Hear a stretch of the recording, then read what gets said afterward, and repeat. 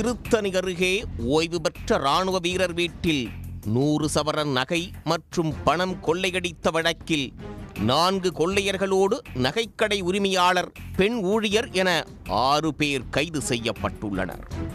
கொள்ளை கும்பலோடு திருட்டு நகையை வாங்க முயன்ற நகைக்கடைக்காரரும் சிக்கியது எப்படி?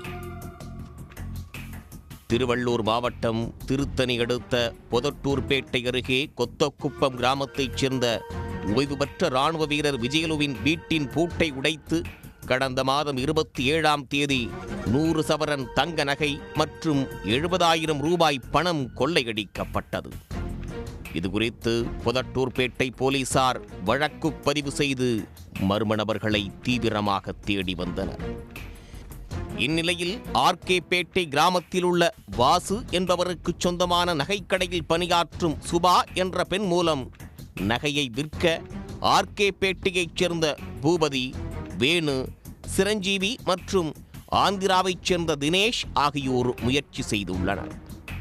அப்போது கடையின் உரிமையாளரான வாசு என்பவர் கொள்ளையடிக்கப்பட்ட நகை என்பதால் மிக குறைந்த விலைக்கு நகையை வாங்க முயற்சித்துள்ளார். இதனால் அவர்களுக்குள் வாக்குவாதம் ஏற்பட்டதாக தெரிகிறது. இதுகுறித்து அக்கம்பக்கத்தினர் போலீசாருக்கு தகவல் கொடுத்துள்ளனர். டிஎஸ்பி கந்தன் தலைமையிலான போலீசார் விரைந்து சென்று கொள்ளை சம்பவத்தில் ஈடுபட்ட சிரஞ்சீவி, தினேஷ், வேணு, பூபதி ஆகிய 4 பேரையும் கைது செய்தனர்.